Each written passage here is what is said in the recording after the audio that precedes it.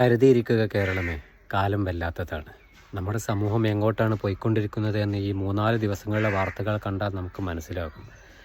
കേരളം ലഹരിയുടെ കുത്തൊഴുക്കിൽപ്പെട്ടിരിക്കുകയാണ്. ഇതിന് ഭരണപക്ഷത്തെയോ പ്രതിപക്ഷത്തെയോ കുറ്റം പറയുകയല്ല. നമ്മുടെ സമുദായത്തിലെല്ലാവരും, നമ്മുടെ സമൂഹത്തിലെ എല്ലാവരും ഇതിന് ഉത്തരവാദികളാണ്. ഒരു തരത്തിലല്ലെങ്കിൽ മറ്റൊരു തരത്തിൽ. നമ്മുടെ മക്കളെ, വളർന്നു വരുന്ന മക്കളെ നമ്മൾ സൂക്ഷിക്കുക. നമ്മുടെ സ്കൂൾ പരിസരങ്ങളും വിദ്യാഭ്യാസ സ്ഥാപനങ്ങളുടെ പരിസരങ്ങളൊന്നും സുരക്ഷിതമല്ല.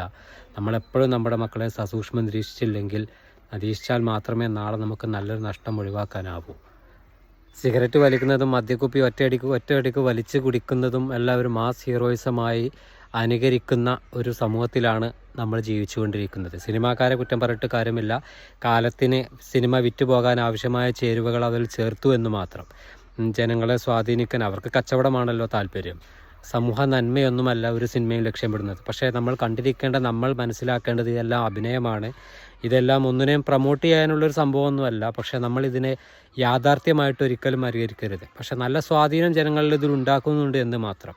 പക്ഷെ നമുക്ക് യാഥാർത്ഥ്യം നമ്മൾ തിരിച്ചറിയേണ്ടിയിരിക്കുന്നു. യുവത്വമേ, സാങ്കേതികമായി നമ്മൾ ഇന്ന് ഒരുപാട് മുന്നോട്ട് പോയിക്കൊണ്ടിരിക്കുന്നു. പക്ഷേ സാംസ്കാരികമായി പിന്നോട്ടാണ് നമ്മൾ സഞ്ചരിക്കുന്നത്. സാങ്കേതികമായുള്ള ഈ പുരോഗമനം സാംസ്കാരികമായുള്ള ഒരു അധപ്പതനമായി മാറാതിരിക്കാൻ കേരളീയ സമൂഹമേ സൂക്ഷിക്കുക. നമ്മൾ അപകടത്തിലാണ്.